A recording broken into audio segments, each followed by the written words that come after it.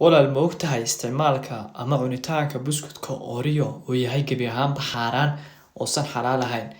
Buskudkan Soomaalidu kuwa qurbaha jooga iyo kuwii dalka jooga intaa way isticmaalaan, laakiinse ma oga buskudkan inuu yahay xaaraan. Culimada Islaamka ayaa baaritaano ay bilaabeen 2019 ayaa lagu ogaaday inuu buskudkan xaaraan yahay. Haddaba sidoo xaaraan ku noqdo buskudkani kuma jiraan wax doofaar ka samaysan, laakiin buskudkan waad arkaysaa dhexda yar ee cad ayaa waxa ku jirta maadada la vanilla. Maadadaas ayaa markii warshada joogto waxa lagu daraa in yar oo alcohol ah si maadada loo kululeeyo. Halkaas ayuu xaaraan ka noqday. Laakiin maadadaasi alcoholka kuma jiro warqadda buskudka. Buskudka marka korka sare warqadda waxa ku qoran buskudka wuxuu ka koobay sida sokor, sonkor iyo waxyaalaha saas oo kala.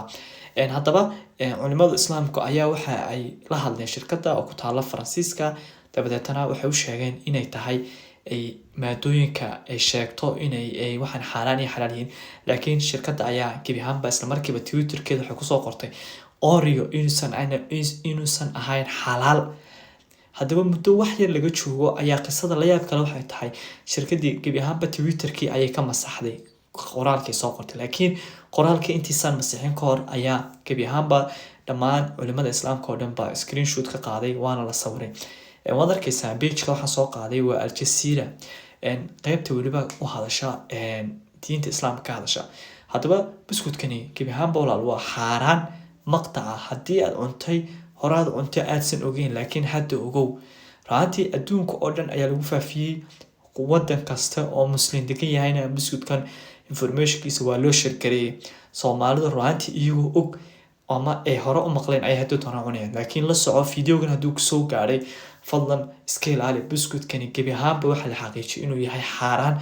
Aniga gulada kula hadlaya ayaa isticmaalay, laakiin markii aan arkay qoraalkan shalay tole waxaan go'aansaday gebi ahaanba inaan joojiyo. Buskudkan raantii Soomaalidu aad iyo aad u isticmaalaan, kuwa dalka jooga iyo kuwa dibadda joogaba. Walaal laakiin la soco waa xaaraan waana la xaqiijiyay.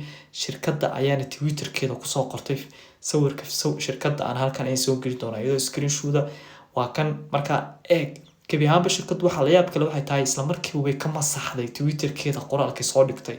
Laakiin waa la hayaa qoraalkii shirkaddina maanta waxay karwaaqsatay ayna u cadeynaysaa muslimiinta meel kasta joogaan buskudkan inuu yahay xaaraan.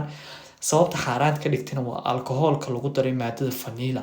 Raantii buskudkan 1912 ayaa la soo saaray, waxaana cunay in ka badan 500 oo milyan oo qidco la soo saaray ee dhammaan adduunka. Fiidiyogan u share garee qof kasta aad leedahay buskudkan ayuu cunaa dal iyo dibadba. Walaal waa digniin iska ilaali. Aad baan islaamay.